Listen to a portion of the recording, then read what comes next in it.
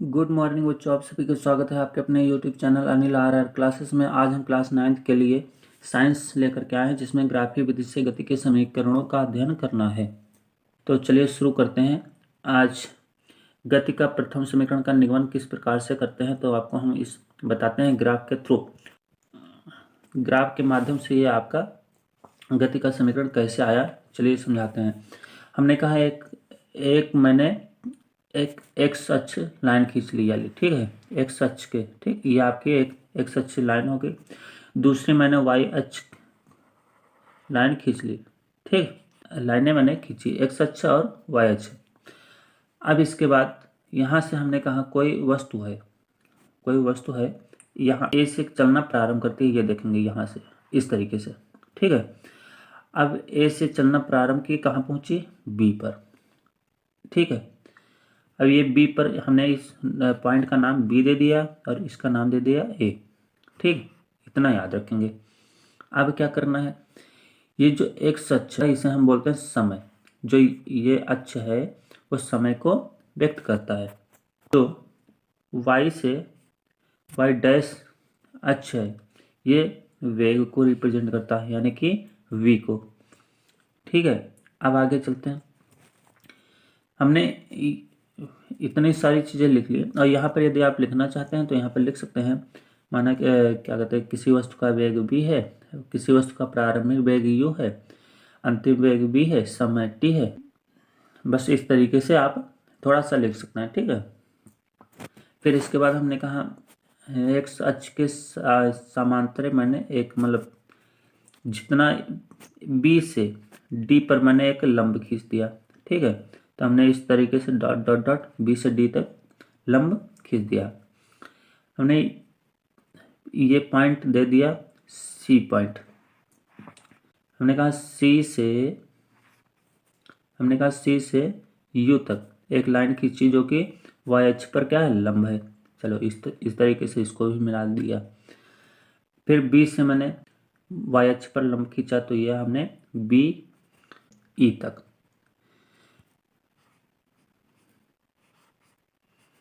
ठीक। अब एक चीज ध्यान देंगे, आपकी ये जो ओ पॉइंट से है, ओ से डी तक जो दूरी है वो हमारी टी है, ठीक है। यानी कि ये ओ से डी आपका क्या है, टी है। तो ए से सी भी आपकी टी होगी, हमने टी लिख लिया यहाँ पर। हमने कहा ई से ओ तक, यानी कि ई से ओ तक ये आपका क्या है, ई से ओ तक वी है, ठीक है। तो हमने बी से डी तक देखा तो ये भी हमारा क्या है, पूरा देखा जाए तो वी होगा, ठीक है। ये भी याद रखना है। हमने कहा ओ से ए तक कितना है, यू है, प्रारंभिक वेग है, ठीक। मतलब ओ से ए तक आपका प्रारंभिक वेग यू है, ये भी हमने लिख लिया। ओ से यू तक प्रारंभिक वेग है, ठीक है, यू, और आपका अंतिम वेग वी है ओ से, ठीक, यहाँ तक ई तक। अब आगे चलते हैं। ये सारी चीज़ें क्लियर हुई। हमने कहा अच्छा ये दूरी कितनी होगी, ये दूरी, तो हमने कहा ये अधिक वाली में से छोटी वाली घटा दो, यानी कि यू वाली हटा दो तो बचेगी तो यही। तो हमने कहा बड़ी में से वी में से यू घटा दो, तो ये आपकी डिस्टेंस हो जाएगी ए से ई तक, वी माइनस यू हो जाएगी, ठीक है। अब वी माइनस यू आपकी ये आ गई, तो आपकी ये भी आपकी कितनी होगी, बी से सी तक आपकी वी माइनस यू हो जाएगी, ठीक। तो ये सारी की चीज़ें क्लियर हो गई। हमने कहा ये थीटा है, यानी कि ढाल है, क्या है, ढाल है, किस पर, एक्स अक्ष पर ढाल है। तो ये ढाल ही क्या बताता है, त्वरण को बताता है, किसको, त्वरण को या प्रवणता को, ठीक है। तो हमने कहा प्रवणता m बराबर tan थीटा होता है, इतना याद रखना है। अब हमने कहा tan थीटा होता कितना होता है, लंब बटे आधार। तो लंब कितना है, BC, आधार कितना है, AC। तो हमने कहा BC अपान AC, ये हमने लिख लिया, BC अपान AC। BC को क्या लिख सकते हैं, तो BC आप जानते हैं कितनी है, V माइनस यू है, हमने V माइनस यू लिख लिया। AC कितना है, T है, हमने T लिख लिया। तो और प्रवणता को ही हम बोलते हैं A, तो ये आपका त्वरण हो गया। क्या हो गया, त्वरण। ठीक है, तो त्वरण बराबर क्या हो गया, V minus you upon T. तो हमने कहा T को उधर पक्षांतर करेंगे तो इधर गुणे के रूप में जाएगा, तो क्या हो जाएगा, AT। तो ये आपका AT आ गया और V माइनस यू आ गया। फिर हमने U को उधर पक्षांतर कर दिया तो क्या बनेगा, V बराबर यू प्लस AT बनेगा। तो ये आपका इक्वेशन बन गई, V बराबर यू प्लस AT। तो ये आपका यही आपका क्या है, गति का प्रथम समीकरण है। अगला है समीकरण, वस्तु द्वारा चली गई दूरी निकालनी है, यानी कि गति का द्वितीय समीकरण आपको निकालना है। तो जितना आप ग्राफ में देखे थे, तो ग्राफ इसमें दे रखा आकृति OABCD का क्षेत्रफल। अब OABCD का क्या है, तो इसमें हम आपको ग्राफ छोटा सा बना के दिखा रहे हैं। हमने कहा ये A पॉइंट है, ये आपका B पॉइंट है, ये आपका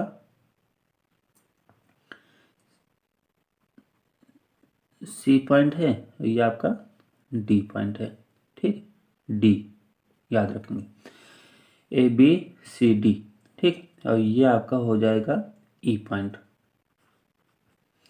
ठीक है, और ये आपका Y अक्ष हो जाएगा, Y अक्ष, ये आपका X अक्ष हो जाएगा। अब एक चीज ध्यान देंगे, ये O हो जाएगा। तो आकृति OABCD का क्षेत्रफल, इसका क्षेत्रफल पूछा गया। ये पूरा ग्राफ मतलब इतना क्षेत्रफल पूछा गया है। ठीक, OABCD का क्षेत्रफल पूछा गया। तो अच्छा, ये तो पता है, ये आपका इतना देखा जाए यहाँ से ACDO, ये क्या है, एक प्रकार का आयत है। ये इतना भाग क्या है, आपका आयत है। यदि इसका क्षेत्रफल आपको पता हो जाए और ABC ये आपका क्या है, त्रिभुज है, इसका यदि क्षेत्रफल पता हो जाए, दोनों को जोड़ दिया जाए, तो ये OABCD का क्षेत्रफल निकल आएगा। तो हमने कहा आयत का क्षेत्रफल लगा दिया, आयत का क्षेत्रफल, आयत क्या कितना है, ACDO का क्षेत्रफल।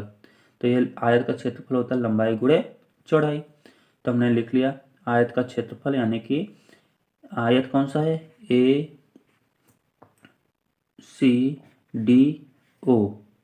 का क्षेत्रफल। ठीक है, तो लंबाई गुणे चौड़ाई, तो इसकी लंबाई कितनी मान लेते हैं, इसकी लंबाई कितनी है, AC है, तो हमने AC लंबाई मान ली। ठीक, और चौड़ाई कितनी, OA है, हमने चौड़ाई OA मान ली। ठीक, AC कितनी है, AC आपको पता है, AC आपकी T है, यानी कि समय। AC आपकी कितनी है, यहाँ से यहाँ तक T थी, तो हमने T रख दिया। इसके बाद OA कितना है, U है, तो OA आपका U मैंने रख दिया। इसके बाद क्या किया, ये सारे मतलब मान यहाँ पर आ गए। त्रिभुज का क्षेत्रफल होता है आधार इंटू ऊंचाई। तो आधार उसमें कितना था, आधार आपका समय था, तो हमने आधार में समय लिख दिया। ऊंचाई में आपका क्या था, ऊंचाई में आपका अंतर था, यानी कि V माइनस यू। ठीक है, यानी कि जहाँ से ग्राफ बना था, यानी कि जितना ये आपका था, यहाँ से ऊंचाई,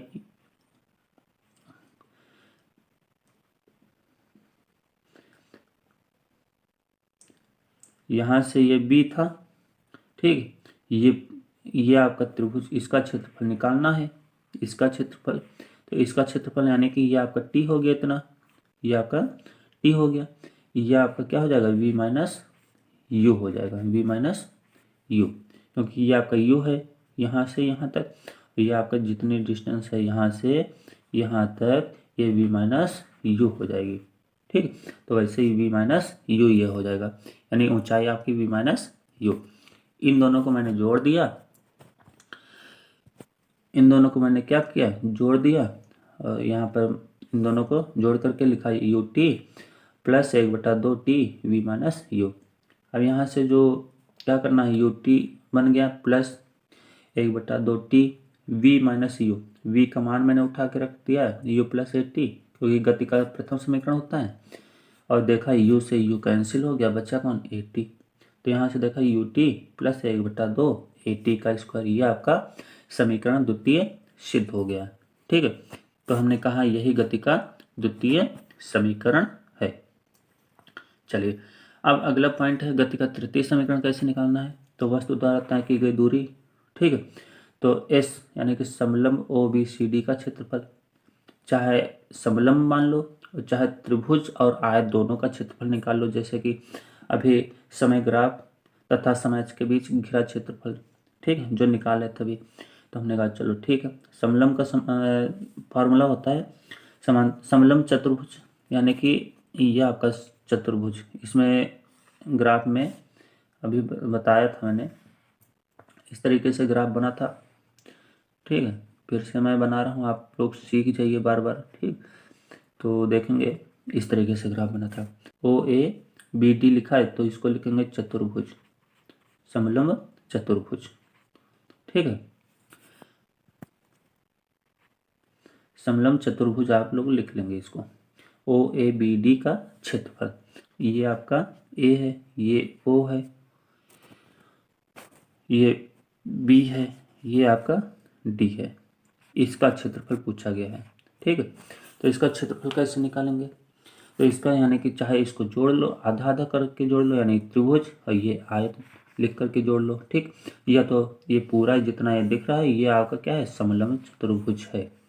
इसकी दो भुजाएं यानी कि एक भुजा ये और दूसरी भुजा ये समांतर है, तो इनका योगफल, तो हमने कहा है समांतर भुजाओं का योगफल और उनके बीच की दूरी, उनके बीच की दूरी ये आपकी टाइम है, ठीक, यानी कि समय है। तो हमने लिखा समांतर भुजाओं का योग, यानी कि ये इसकी ये v हो जाएगी और ये आपका पूरा क्या हो जाएगा, u हो जाएगा। तो हमने लिखा v प्लस u। उनके बीच की दूरी क्या है, t, ये आपकी दूरी है ना, तो हमने कहा ये t लिख दिया, ठीक। अब आगे चलते हैं, यहाँ से देखते हैं 1/2 v का मान, यहाँ से हमने t का मान रख दिया। t का मान होता है, देखिए वेग परिवर्तन होता है v minus you upon T होता है, त्वरण है ना। त्वरण क्या होता है, त्वरण बराबर होता है v minus you upon T. यहाँ से t उधर पक्षांतर किया, a इधर आ गया, तो क्या आएगा, t बराबर v माइनस यू अपान ए आएगा, ठीक। ये मान उठा करके हमने यहाँ पर रख दिया t के स्थान पर, तो क्या आया, v माइनस यू अपान ए, ये देखो नीचे लिखा हुआ है। फिर देखा 2a बचा, 2a इधर पक्षांतर कर दिया तो 2as बचा, ठीक है, 2as बचा। अब इसके बाद क्या करते हैं, 2as जब बच गया तो हमने कहा चलो ठीक है, 2as आ गया बराबर, यहाँ से बचेगा, देखिए v plus you, v minus you लिखा है ना, तो यानी कि ये बनेगा v square minus you square बनेगा। यू स्क्वायर इधर पक्षांतर करेंगे तो क्या बनेगा, v स्क्वायर बराबर यू स्क्वायर प्लस 2as बनेगा, 2as। ये आपका गति का द्वितीय समीकरण है, गति का द्वितीय समीकरण है, ठीक। और ये आपका क्या है, ये आपका गति का तृतीय समीकरण है। तो इस तरीके से आप कर सकते हैं हल, ठीक है। तो आज की वीडियो कैसी लगी, तो बच्चों आज की वीडियो हम यहीं पर वाइंड अप करते हैं। नेक्स्ट वीडियो के साथ नेक्स्ट डे फिर मिलते हैं, तब तक के लिए नमस्कार बच्चों।